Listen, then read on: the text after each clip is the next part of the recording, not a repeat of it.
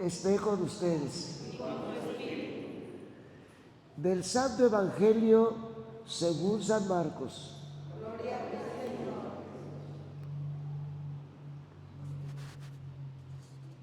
Un sábado, Jesús iba caminando entre los sembradíos, entre los sembrados, y sus discípulos comenzaron a arrancar espigas al pasar. Entonces los fariseos le preguntaron: ¿por qué hacen tus discípulos algo que no está permitido hacer el sábado? Él les respondió: ¿no han leído acaso lo que hizo David una vez que tuvo necesidad y padecían hambre él y sus compañeros? Entró en la casa de Dios en tiempos del sumo sacerdote Abiatar, comió de los panes sagrados que solo podían comer los sacerdotes y los dio también a sus compañeros. Luego añadió Jesús: el sábado se hizo para el hombre y no el hombre para el sábado. Y el Hijo del Hombre también es dueño del sábado. Entró Jesús en la sinagoga, donde había un hombre que tenía tullida una mano. Los fariseos estaban espiando a Jesús para ver si curaba el sábado y poderlo acusar. Jesús le dijo al tullido: levántate y ponte allí en medio. Después les preguntó: ¿qué es lo que está permitido hacer el sábado? ¿El bien o el mal? ¿Se le puede salvar la vida a un hombre el sábado o hay que dejarlo morir? Ellos se quedaron callados. Entonces, mirándolos con ira y con tristeza, porque no querían entender, le dijo al hombre: extiende tu mano. La extendió y su mano quedó sana. Entonces se salieron los fariseos y comenzaron a hacer planes con los del partido de Herodes para matar a Jesús.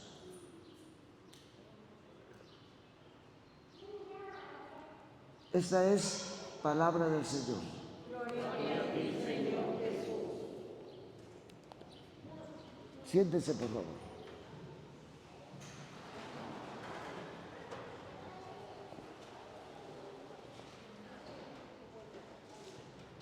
Los fariseos eran un partido religioso. Los herodianos eran un partido político. Y los dos partidos, vamos a decir, estamos hablando de partido para que entendamos cómo son las cosas ahora, ¿verdad? Pero no es que no se llamaran partido de fariseos y partido de herodianos. No, yo lo estoy nombrando así para que ustedes entiendan que eran dos grupos que tenían influencia en la sociedad. Unos en el orden religioso y los otros en el orden político.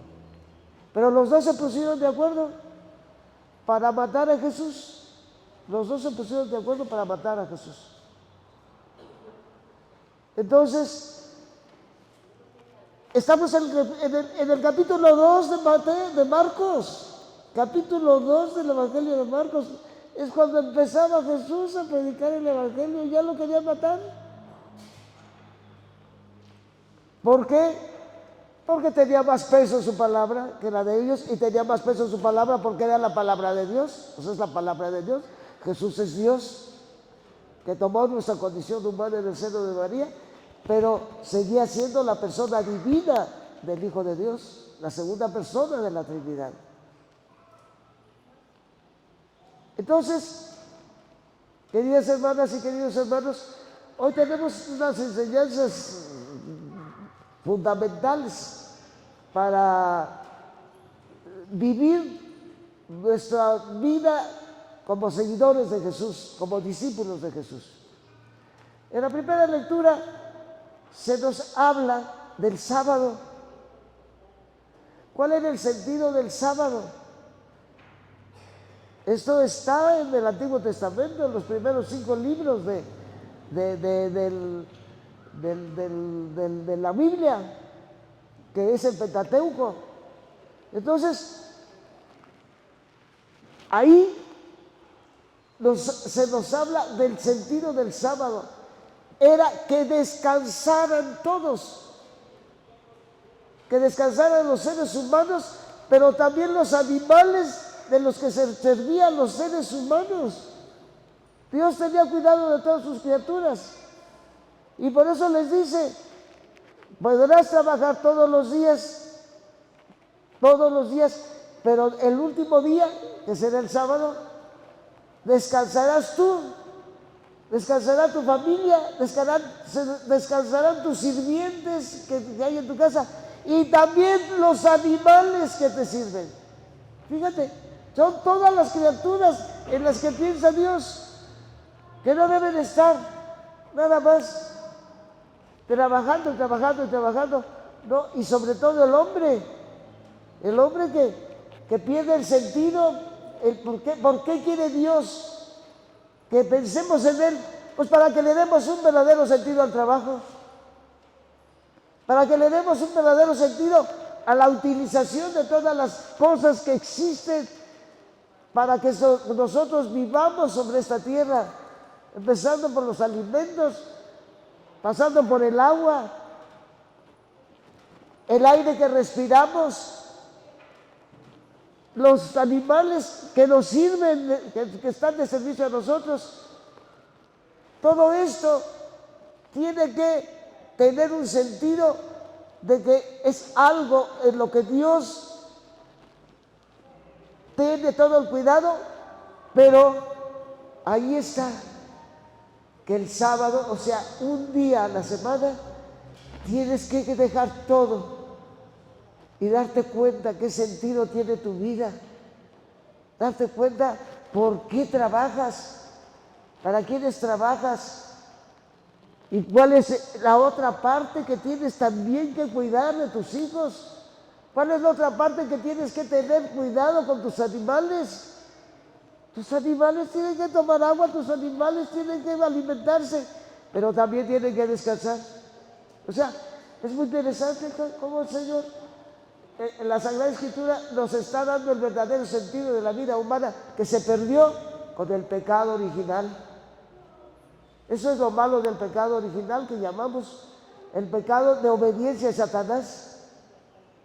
Es una distorsión de nuestra voluntad, el pecado. Es una distorsión de nuestra inteligencia. Por eso Dios mandó a su Hijo para que destruyera el pecado y destruyera en primer lugar al autor del pecado, que es Satanás. Lo destituyó. Les dijo a sus apóstoles un día Jesús: he visto a Satanás caer del cielo a la tierra. O sea, cuando se encarna el Hijo de Dios, Satanás pierde su fuerza, pierde su fortaleza. ¿Por qué? Porque es la destrucción. Y Satanás no solamente destruye al hombre, sino todo lo que Dios le encarga al hombre. Ahí tenemos a toda la tierra contaminada por el abuso del agua del mar, contaminándose, calentándose, la temperatura de la tierra calentándose por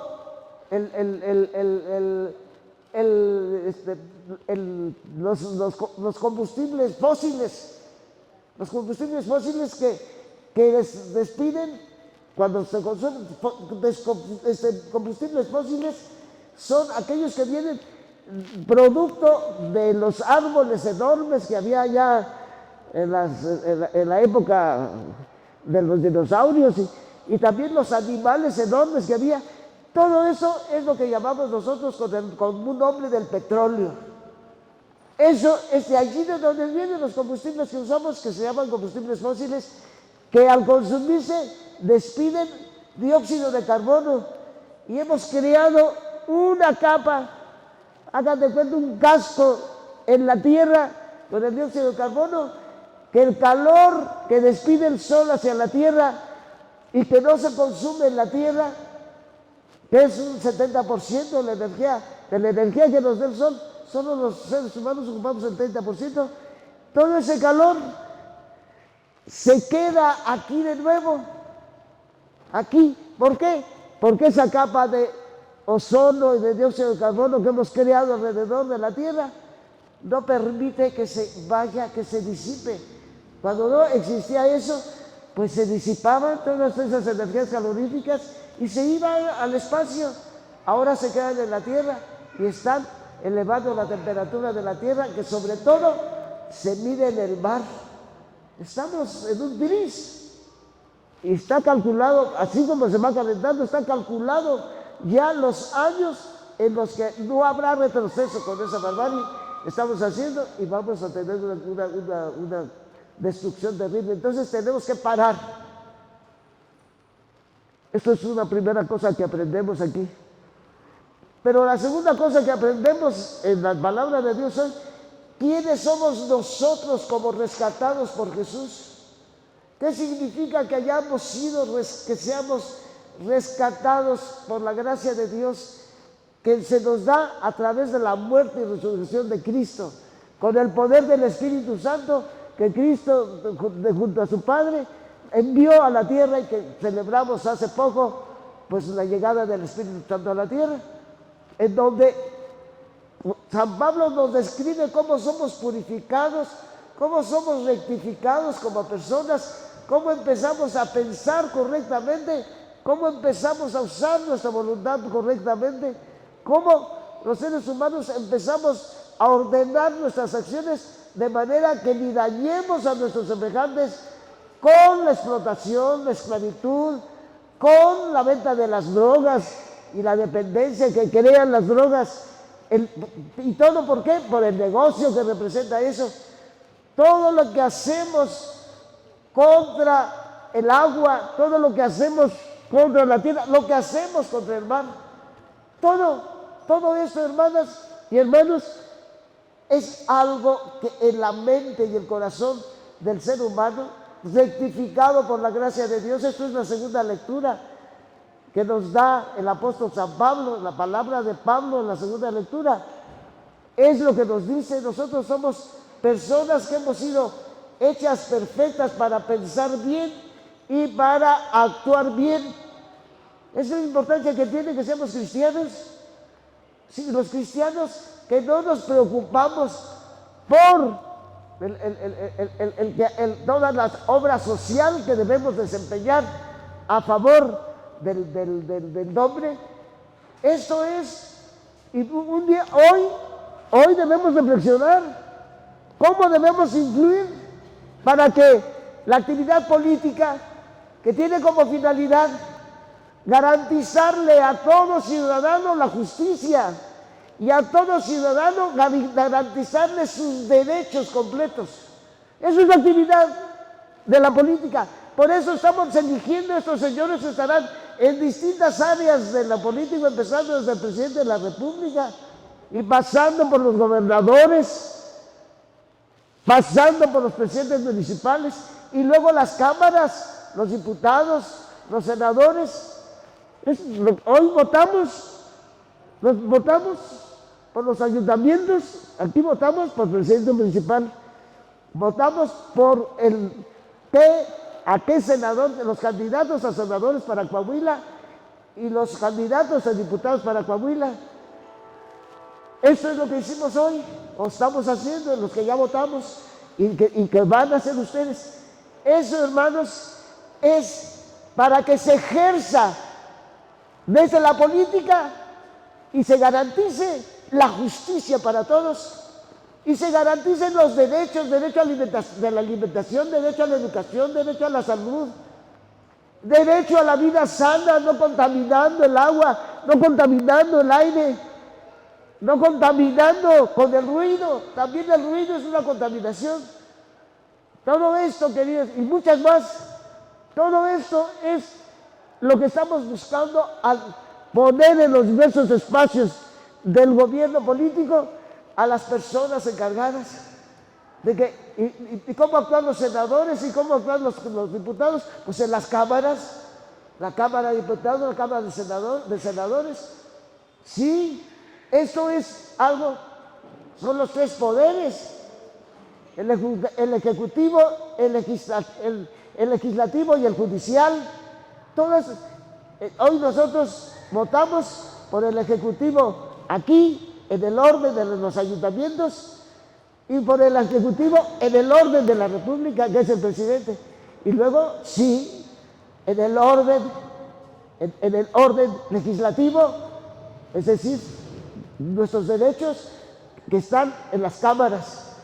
¿Quién va a ser por Coahuila el representante de nosotros en las cámaras de senadores?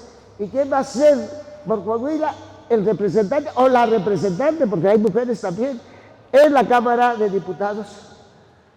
Esto es importante y no votamos por gobernador, porque nosotros ya tuvimos gobernador el año pasado, pero sí estamos votando por los presidentes municipales de todos. Entonces aquí, en Saltillo, por eso estás tú en una sección para ver dónde vas a ir a votar tú. Tú debes ver la sección. Esa sección está indicando en qué domicilio estás. Y al indicar tú de qué domicilio eres, pues estás indicando que eres con tu número de sección en la que buscaste a qué casilla me toca ir, estás indicando que tú eres un ciudadano que va a votar por el presidente municipal de Saltillo y va a votar por el diputado por Saltillo, por Coahuila, y el senador por Coahuila. Entonces, hermanas, hermanos, no dejen de hacerlo. No dejen de hacerlo. Vayan a expresar su voto. Esto es una responsabilidad que tenemos grande. Y después el Evangelio, pues nos está hablando de cómo nosotros debemos ser discípulos de Cristo. El Evangelio trae dos narraciones en donde el Señor Jesús expresa enseñanzas para nosotros. En primer lugar, dice que caminando el Señor con sus apóstoles entre los sembradíos, sus discípulos tenían hambre y estaban allí ya maduras las espigas del trigo. Entonces ellos empezaron con su mano a cortar las espigas y empezaron a frotarlas para que la cáscara de ellas, para poder comer el trigo. Tenían hambre para comer los granos de trigo. Y entonces era sábado, y el sábado no se puede trabajar. Hacer eso, o sea, los que controlaban, ¿qué hacían los fariseos? ¿Qué hacían los saduceos? Era controlar desde lo religioso al pueblo. El partido de los fariseos y el otro, que era el partido de los herodianos, eran unos políticos, pero ahí andaban de metecuchis, criticando a Jesús porque Jesús no le llamó la atención a los apóstoles que no podían trabajar, no se puede trabajar. Y Jesús les dijo, el hombre se hizo para el sábado. O sea, el sábado se hizo para el hombre, no el hombre para el sábado. Sí, así es que ellos no están haciendo ningún mal, pero eran, digámoslo así, eran personas que querían, a como diera lugar, crear condiciones para que lo mataran. No querían que se fuera Jesús de allí, era matarlo, lo dicen hoy, y que acabaron haciéndolo. Pero mira que estamos en el capítulo 2, nos está hablando ya desde entonces, cuando Jesús empieza a despuntar y empieza a traer a la gente los que eran los meros picudos, y que la gente les tenía que caravandear y pasearse por las plazas con sus mantos para que los viera la gente. Jesús les dijo un día así, eso no se vale, les dijo a la gente, esa gente que se anda paseando ahí, gente inútil. Aquí tenemos un ejemplo muy sencillo. Cuando a Jesús le dicen, mira lo que están haciendo tus apóstoles, pues no que son religiosos, no que tú que les haces, y mira, están violando el sábado. Y les dijo que ya se les olvidó que en la Escritura está David, cuando era el rey David, y el rey David era temido por un hombre grande, por todos los judíos, y especialmente los judíos, en general los hebreos, pero los judíos porque era de su propia raza, David. Entonces dice que David con sus hombres, porque David estaba revelado, se había revelado. David se rebelaba contra los falsos líderes de tipo político, incluso de tipo religioso. Entonces, dice David con sus hombres, entró, además lo perseguían, como era un hombre que tenía autoridad entre la gente, entonces los reyes lo perseguían para matarlo. Entonces David andaba huyendo y tenía hambre sus discípulos y llegaron allí donde estaba el arca de la alianza, y allí en el arca, frente al arca de la alianza se dio los panes de la preposición, se llamaban, que entonces esos panes eran sagrados y solo los podía comer el sacerdote. Entonces llegó, dice, ¿cómo llegó David? Esto está en la Biblia, que llegó David y comió él y les dio a sus hombres esos panes. Dice, ¿de qué se escandalizan? Si el rey David, que ustedes lo tienen como un santo, el rey David, que ustedes lo tienen como un gran hombre, mira lo que hizo. ¿Por qué te escandalizas que estos están quitándole a las espigas del trigo la cascarita y comiéndose el trigo? David se comió panes hechos y que estaban frente al arca de la alianza. Entonces se tuvieron que quedar callados. Pero no fue todo, dice que después el Señor entró en la sinagoga en sábado, porque a la sinagoga se va el sábado, y como dice en la primera lectura, descansarás los sábados. Lo dice ahí en la primera lectura, eso lo decía. Y entonces eran así los fariseos y los saduceos y los sacerdotes, usaban la ley para controlar al pueblo. Entonces, cuando entra Jesús, ya sabían que allí había un enfermo que tenía paralizada una mano. Ya sabían que Jesús podía hacer. Cuando él veía esto, Jesús se conmovía y curaba. Entonces, ahí estaba ya. Aquí está uno, aquí está un enfermo y ahí está ese Jesús. Es sábado aquí en la sinagoga. Y en efecto, el Señor Jesús lo ve y le dice, párate ahí. Y lo para. Y entonces les hace las preguntas que les hizo sobre el sentido humano de la vida. No les hizo una pregunta religiosa, el sentido humano de la vida. Dice, levántate y ponte allí en medio. Y luego les dice dirigiéndose a los fariseos, ¿qué es lo que está permitido hacer el sábado? ¿El bien o el mal? ¿Se le puede salvar la vida a un hombre el sábado o hay que dejarlo morir? Ellos se quedaron callados y Jesús dice, mirándolos con ira y con tristeza, porque no querían cambiar sus modos, le dijo al hombre, extiende tu mano. Le extendió y su mano quedó sana. ¿Qué hicieron? ¿Qué hicieron estos fariseos? ¿Qué hicieron?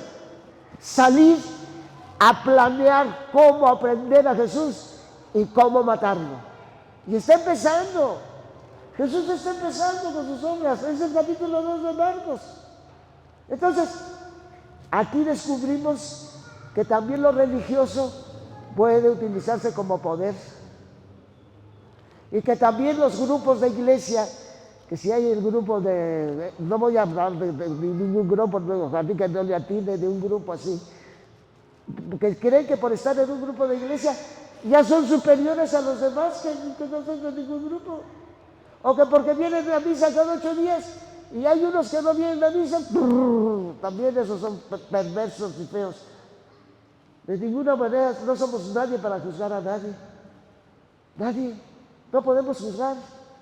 Esto, sepámoslo, solo Dios juzga a las personas, solo Dios juzga. Si nosotros queremos sacar a alguien de una situación difícil, lo debemos hacer no calificándola, sino debemos hacer con amor y de nosotros y no exhibir a la gente. Nuestro Señor dijo que había que corregir a los que pecaban públicamente, corríjanlo. Entonces dice, primero ve y corrígelo y dile, oye hermano, mira, esto que estás haciendo no está bueno. ¿Cómo está eso que te estás dejando a tu mujer y ya te estás metiendo con otra cuando que estás, vamos a decir, que le estás diciendo? Y dice, si no te hace caso, vete con otro. Y dile, mira, también yo lo veo. Y dice Jesús, está hablando para aquellos tiempos, dice, díselo con otro. Después, díselo a la comunidad. Y si a la comunidad no le hace caso, dice, sácalo de la comunidad. Y dile, anda, ve, no eres tú, no estás viviendo lo que nosotros queremos vivir. Así que ya, anda, vete por tu lado y cuando decidas cambiar tu mentalidad, vente. Esto es lo que en aquel tiempo usaban. Hoy a nosotros se nos pide también otras cosas. Hoy es mucho más amplio. Lo que nosotros tenemos que ver, nosotros nunca sabemos la causa de que un matrimonio se desbarate. Pero existe en la iglesia un modo de que alguien que se desbarata su matrimonio, existe en la iglesia un modo de verificar si la persona que provocó la ruptura de ese matrimonio ha cometido algo contra lo que él prometió, él mismo prometió, que él sería fiel hasta la muerte, pero siempre aparece allí otra cosa. Para poder actuar así, de que a una persona le digan, no tienes tú la culpa, y tú de hecho no te casaste. Yo tuve en estos días un caso en donde una persona, pues que le va muy mal con el esposo que está viviendo, pero desde el principio me empezó a decir, ay, ¿cómo fueron las cosas así? Yo dije, no, pues este angelito, y dije yo, esta persona no tenía madurez, procedieron a hacer un matrimonio de una persona no madura, que no sabe responder, y lleva ya tantos casados y solamente haciendo desbarajuste dentro de su matrimonio. Entonces yo ya le dije, mira, puede demostrarse que no hubo matrimonio porque esta persona no era apta para el matrimonio, no estaba madura en el momento en que tú te casaste con él, por todo lo como empezó a actuar. Entonces, pero yo fui y le dije, tienes que buscar en las oficinas de la iglesia, tienes que buscar allí donde se tratan de estas cosas, que es la parte jurídica, donde está la parte de fiscalización de la iglesia, pero dentro del derecho canónico. Entonces, vete a estas oficinas y allí pregunta y vas a hablar con el vicario judicial y le vas a contar y él te va a pedir que narres cómo es tu matrimonio, y él va a designar abogados del derecho canónico que vean si esa persona que está actuando todo el tiempo contra su matrimonio tenía claro en el momento en que se casó. Entonces ya eso se arregla por el derecho, pero hay que hacerlo con cuidado y le dije, no tienes por qué andarle contando a medio mundo que ya estás haciendo esto y que porque no.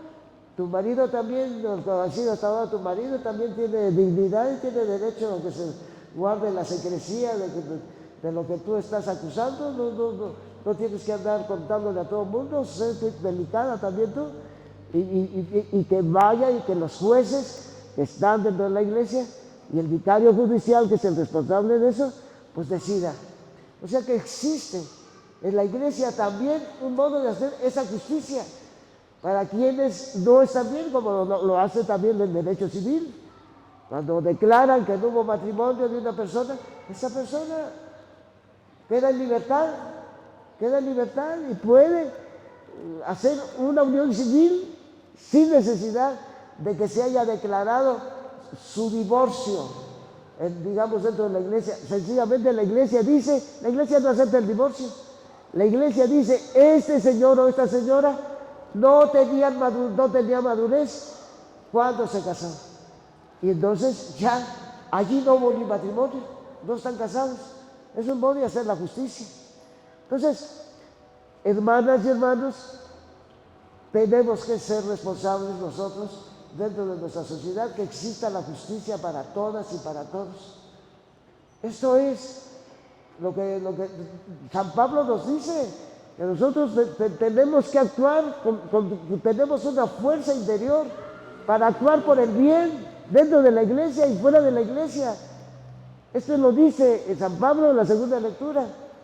Y luego, pues nosotros aquí, en los ejemplos que se ponen del Evangelio, como nuestro Señor Jesucristo, que querían que enjuiciara a sus apóstoles porque iban comiendo y haciendo un trabajo de pelar el granito de trigo, nuestro Señor nos para y les dice, esto no es así, no hacemos esto nosotros, no podemos condenar a nadie, esto es una ley natural, el hambre es una ley natural que debe ser cubierta, como la cubrió David, como hemos escuchado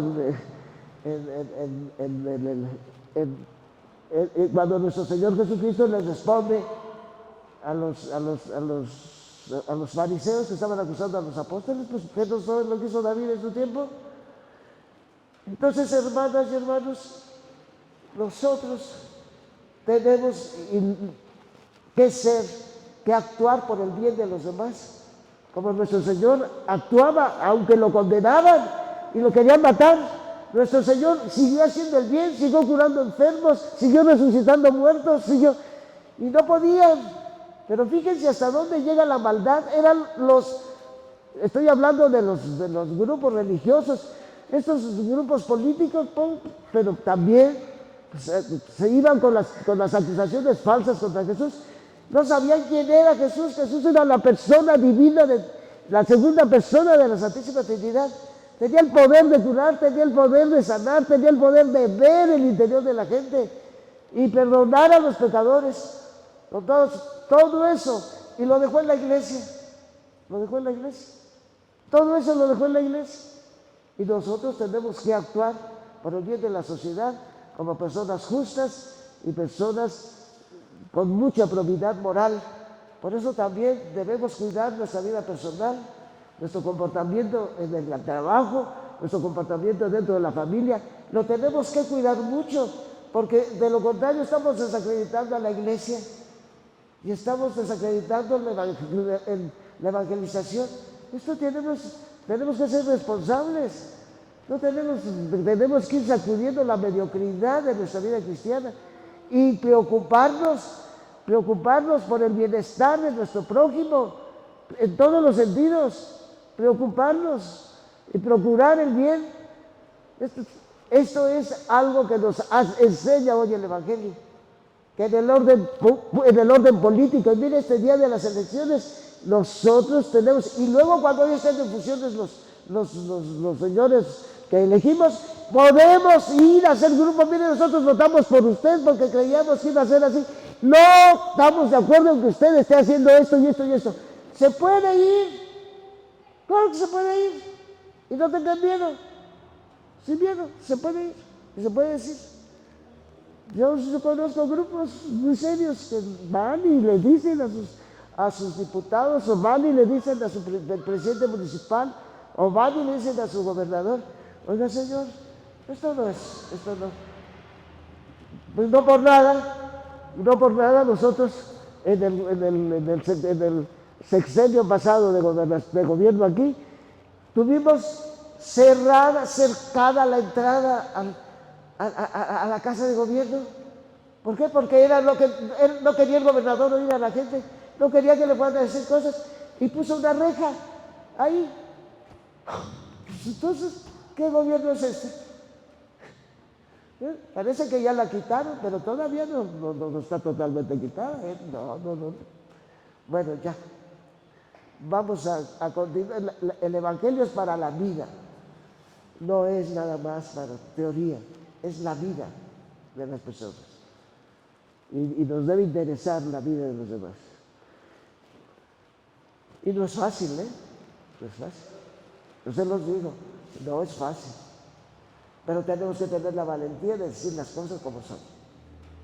Esto, nuestro amor a la verdad nos debe ayudar. Y no ser unos ciudadanos mediocres que están viendo allí las cosas terribles que se hacen contra la gente y todos callados, callados. Hay que organizarnos.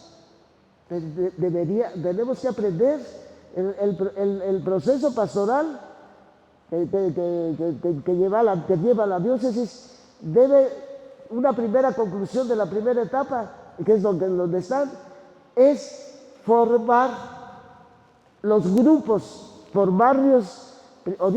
Ahorita tenemos sectores más amplios, pero después viene convertir cada sector en grupos chicos, y se da toda una programación para la lectura de la Biblia y empezar a leer la Biblia y empezar a relacionarla con la vida,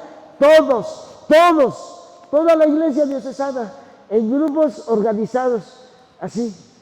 La diócesis primera que yo en la que estuve de obispo, que fue Ciudad Altamirano, hoy están ya en esa segunda etapa y ya ellos están leyendo el Evangelio, no en círculos bíblicos. Todos los barrios se organizan y van leyendo ordenadamente la palabra de Dios. Ya están en esa etapa ya, que es la segunda etapa. Bueno, pues vamos a continuar.